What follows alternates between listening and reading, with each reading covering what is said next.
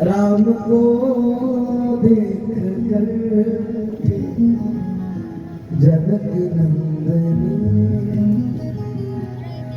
बाग में जा खड़ी रह गई। राम देखे सिया राम को जाग अखियां लड़ी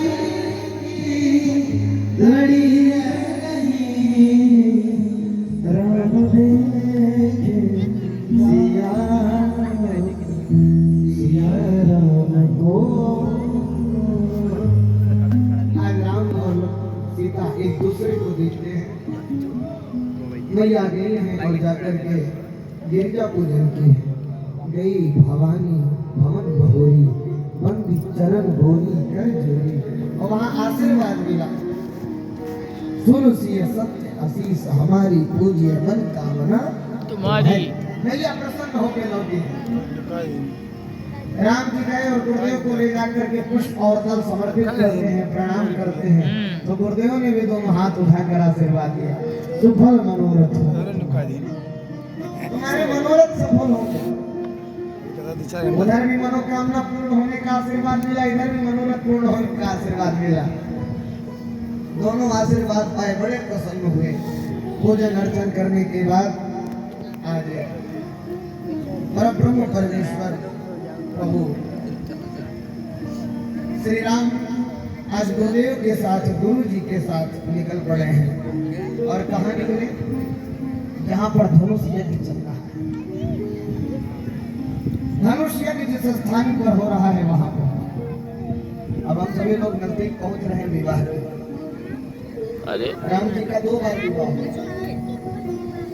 हाँ, एक बार तो स्वयंवर धनुष टूटते ही हो गया था और वैदिक परंपरागत भी बाद में विवाह हुआ है। बारात बाद में एक बार स्वयंवर हो गया, माला पहना दिया गया। जय माला जयमाल। हाँ, यहाँ भी यही होता है। हम लोग भी आज एक बार यही विवाह मनाएंगे परब्रह्म परमेश्वर। स्वयंवर सभा में जैसे ही विश्वामित्र जी और राम लक्ष्मण प्रवेश किए हैं, बहुत संख्या में राजा महाराजा राजकुमार पधारे हैं। वहां मंच लगा है, एक बहुत बड़ा मंच। सब मंचन मंच एक सुंदर विसद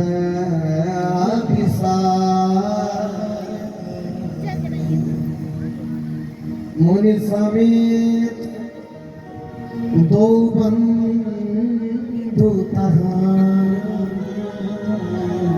बैठा रे नहीं पा। सभी मंचों में एक महान मंच है और उस महान मंच पर गुरुदेव के संग राम लक्ष्मण को विराजमान किया गया। अब आज राजा जनक के जो सेवक हैं उन्होंने राजा जनक के प्रतिज्ञा का वर्णन किया। महाराज की प्रतिज्ञा क्या है? बोले जो धनुष को उठाएगा उसी का सीता के साथ स्वयंवर हो, विवाह होगा। लेकिन ध्यान से सुनो, भुज बल विधु शिव धनु राहु गरु कठोर विदित सब का। यहाँ पर जितने राजा हैं सब ध्यान से सुनो। तुम्हारा जो भुज बल है वो चंद्रमा के समान है और ये जो धनुष है ये राहु के समान है। मतलब समझ गए आप? राहु जब चंद्रमा के पास आता है तो क्या लगता है? ग्रहण, चंद्र ग्रहण लगता है कि नहीं? और अगर चंद्रमा खुद बढ़ करके राहु के पास जाएगा तो क्या स्थिति होगी? तो दुर्गति हो जाएगी। सेवकों ने कहा कि जो धनुष उठाएगा उसी का विवाह होगा सीता के साथ, राजकुमारी के साथ। फिर आगे बोलने की क्या आवश्यकता थी कि तुम्हारे हाथ का बल चंद्रमा के समान है और ये राहु के समान है। इसका सीधा सा मतलब ये है मत जाओ तुम लोग। तो बोलने की अपनी कला होती है। सब ये कहना चाहते हैं कि जितने भी राजा हैं, जब धनुष नहीं उठा पाओगे तो समय क्यों बर्बाद करोगे, सीधा राम जी उठे और धनुष उठा लो। तो बोलने की अपनी अपनी कला होती है। एक बार क्या हुआ, एक बहुत कंजूस आदमी था, बड़ा कंजूस आदमी था, बहुत महान कंजूस। भोजन कर रहा था, अचानक से भोजन करते समय ही उसके यहाँ एक अतिथि आ गया। बड़ा चिंतित हो गया, हे भगवान 10 मिनट लेट आती तो कम से कम मुझे भोजन नहीं कराना पड़ता। अब भोजन करते मन ही मन कहता है, हे भगवान ऐसी कृपा कर दो कि ये बोले नहीं खाएंगे। क्यों अतिथि देवता, भोजन करेंगे क्या? अतिथि देवता ने कहा हाँ हाँ भोजन करेंगे। मानो कि इसके प्राण निकल गए। ठीक है चलो भोजन करो, उठाए। भोजन करते करते पूछता है रुकेंगे क्या जाएंगे? उसने कहा नहीं नहीं आज यही रात्रि विश्राम करेंगे। तो दोपहर का समय था। अतिथि ने जैसे ही कहा रात्रि विश्राम करेंगे, तो अतिथि बाहर पूछे हाथ वाथ धो रहे थे, कुर्सी पर बैठे। तब तक इस कंजूस व्यक्ति ने अपनी बेटी से कहा, बेटी अभी बाहर आकर के अतिथि के सामने हमसे पूछना कि सामने भोजन क्या बनेगा। ठीक है, यही हुआ। अब बैठा था अतिथि के साथ, बेटी आई और आकर के कहती है, पिताजी सायंकालीन मेला में भोजन में क्या बना है? कंजूस आदमी ने कहा, हे भगवान राक्षस थोड़ी है कि दोनों टाइम खाएंगे, एक समय खाएंगे शाम में भी भोजन करें, इतना खाए शाम में भी भोजन करेंगे। हम राक्षस दिखते क्या तुम्हें? शाम में हम तो कुछ नहीं कर पाएंगे। अतिथि देवता की तरफ देखकर कहते, आपको कुछ खाना है क्या? तो अतिथि देवता ने विचार किया कि अगर हम खाएं तो राक्षस, क्योंकि साथ में तो हम भी भोजन किए, अगर हम खाएं तो राक्षस। बोले नहीं नहीं शाम में भोजन क्या, कभी टाइम हो गया बहुत है। तो इस दुनिया में ऐसे बहुत लोग होते हैं जो अपनी बात इशारों में कहेंगे। ऐसी स्थिति यहाँ भी हुई है। संकेत में सेवकों ने कहा, आज कुछ अभिमानी राजा थे वहां, और वो उठते हैं धनुष तोड़ने के लिए। जब धनुष तोड़ने के लिए उठते हैं तो ऐसा वर्णन आता है कि सारे के सारे राजा परी करी बांधी उठे अबुलाई। पहले तो अपने अपने कमर को कसते हैं ये सब राजा, अभिमानी लोग, और कमर कस के उठे और उठ कर अबुलाते हैं। थोड़ा हाथ पैर इधर उधर करते हैं कि देखो भैया हम तो पहलवान आदमी, अभी दिखाते हैं धनुष को उठा करके। कोई होता है भले दम हो जाए ना हो, पर दिखावा बहुत होता है शरीर का, बड़े बलवान बनते हैं। यही स्थिति यहाँ के राजाओं की। अब ये पहले तो कमर कसे खूब तेज, और कमर कस के फिर उठे, उठ कर फिर घुमाए, कभी हाथ इधर फेंके, कभी पैर ऊपर नीचे, खूब एकदम दिखाने। देवताओं ने विचार किया, उनके जो इष्ट देवता थे उन्होंने विचार किया ये हमें तो प्रणाम कर नहीं रहे हैं, सिर्फ अतुला रहे हैं, कमर कस रहे हैं, एक बार हमको भी याद करना चाहिए। नहीं याद किए, चल पड़े तो इष्ट देवन सिरुनाई। सब कुछ करने के बाद में इष्ट देवताओं को प्रणाम करते हैं। गोस्वामी तुलसीदास जी ने कहा नहीं नहीं, ये तो हमने कहा ही नहीं कि इष्ट देवताओं को प्रणाम किए। इष्ट देवता तो प्रतीक्षा में थे कि हमको प्रणाम करें। तो परिकर बांध उठे अकुलाई, कमर कसे उठे अकुलाए और चल पड़े। तो इष्ट देवताओं ने कहा कोई बात नहीं, ये हमें प्रणाम नहीं करते तो हम इष्ट देवन ही सिरुनाई। इष्ट देवताओं ने खुद सिर झुका लिया। जाइए गए धनुष उठाने के लिए, तो वहां भी अकुलाए। फिर वहां पर थोड़ा चिल्लाए, इधर उधर की बातें की। जैसे ही हाथ लगाए तो धनुष तो उठ ही नहीं। खूब प्रयास करे, खूब बल लगावे हिले। ऐसे ऐसे करके कई राजाओं ने प्रयास किया। जब धनुष हिला नहीं तो एक साथ 10,000 राजा योजना बनाए। 10,000 राजाओं ने कहा कि चलो हम सब मिलकर इस धनुष को उठाएंगे। 10,000 राजा मिलकर के जब धनुष उठाने की योजना बनाते हैं, ये 10 के 10,000 राजा जब निकले तो गोस्वामी तुलसीदास जी से किसी ने पूछा, गोस्वामी तुलसीदास जी अगर ये 10,000 राजा मिलकर के धनुष को उठा लिए तो क्या सीता का विवाह 10,000 राजाओं के साथ हो? बताओ।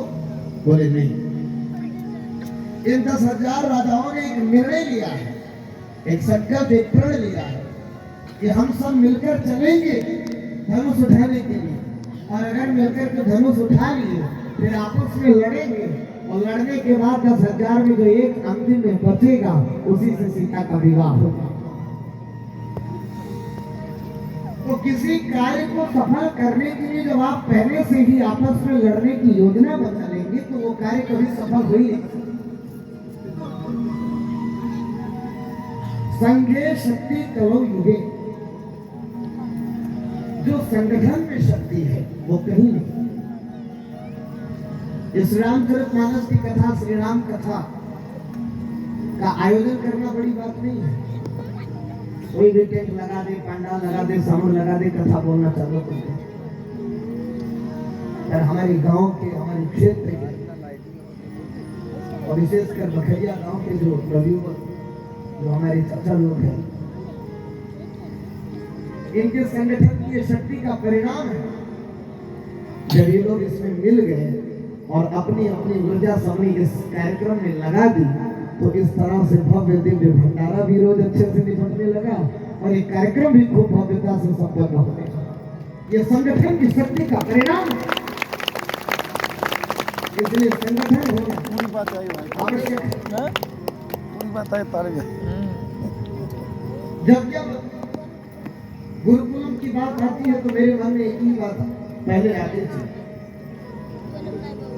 हमारी मंडली के लोग कहने लगे कि आपको गुरुकुलम बनाना है तो राम कथा करने की क्या आवश्यकता, ये सब चंडी महायज्ञ करने की क्या आवश्यकता है, इतना बड़ा कार्यक्रम करेंगे, लाखों रुपए खर्च होंगे, और इस खर्च को करके सिर्फ आपको शिलान्यास ही तो करना है। वो तो वैसे भी 11 विद्वानों को बिठा करके शिलान्यास कर दीजिए, क्यों इतना झंझट पालेंगे, इतना परिश्रम, इतना मेहनत करना, क्यों करना। तो हमने कहा कि गुरुकुलम बनाना बड़ी बात नहीं है, बहुत सहज है बनाना। पूरे देश में तो कथा करते जाते हैं, जहाँ जहाँ जाएंगे, जहाँ जहाँ मांगेंगे कुछ ना कुछ तो देंगे। पूरे नगर में भी जिसके पास जाएंगे कुछ ना कुछ देंगे। पर गुरुकुलम बनने में, गुरुकुलम के शिलान्यास में यदि हमारे अपने क्षेत्रवासी, हमारे अपने गांव के लोग ही खड़े ना हो तो उस गुरुकुलम की शोभा कभी बढ़ने वाली नहीं है। इसीलिए इस कथा का और इस यज्ञ का आयोजन किया। आज आप लोगों की जो उपस्थिति है ये सिर्फ श्री राम कथा को ऊर्जा नहीं प्रदान कर रही है, ये सिर्फ इस यज्ञ के कार्यक्रम को ऊर्जा नहीं दे रही है, बल्कि ये संख्या, ये आपकी उपस्थिति सनातनी वैदिक गुरुकुलम के शिलान्यास को एक नई ऊर्जा दे रही है, जिसके बल पर हम इस क्रांति को पूरे देश, पूरे विश्व में ले जा सकते हैं। ये आपके साथ आपके खड़े रहने का परिणाम, और बारंबार यही निवेदन करेंगे, ये जागृति ये समाप्त नहीं होनी चाहिए। गुरुकुलम के निर्माण तक हमें और आपको सभी को मिलकर चलना होगा। हम आप अगर संगठित नहीं होंगे तो बकरिया की धरती ऐसा महान गुरुकुलम कभी नहीं बन पाएगा जिसमें पूरे देश और विदेशों से भी लोग पढ़ने के लिए। इसको बनाने के लिए हमें और आपको सबको मिलना होगा, सबको साथ रहना होगा और सबको एक दूसरे की बात को समझना होगा। संगठन का मतलब यही होता है कि मना स्थिति सबकी एक जैसी हो जाए। जैसे एक कार होता है, एक ट्रक होता है, एक गाड़ी हो। अब गाड़ी में एक टायर हो 10 इंच का, एक टायर हो 14 इंच का, एक टायर हो 17 इंच का, एक टायर 18 इंच का, तो गाड़ी खींचो पाएगी, ऐसे ऐसे ऐसे ऐसे चलेगी। खींचो कितनी क्या 100 की स्पीड में भगा पाएगा? नहीं। उसी तरह से हमारी आपकी मन स्थिति जब एक जैसी हो जाएगी तो हम 100 की नहीं 1000 की स्पीड में दौड़ेंगे और जल्द से जल्द भव्य और दिव्य गुरुकुलम का निर्माण इस धरती पर। ये कोई संशय। यहाँ तक 1000 राजा निकले पर लड़ने की भावना लेकर निकले हैं, पर हम समस्त क्षेत्रवासी जो गुरुकुल के निर्माण के लिए निकलेंगे तो हम समाज कल्याण की भावना लेकर निकलेंगे और विश्व कल्याण की भावना रखेंगे अपने मन में, तब ये संपन्न हो।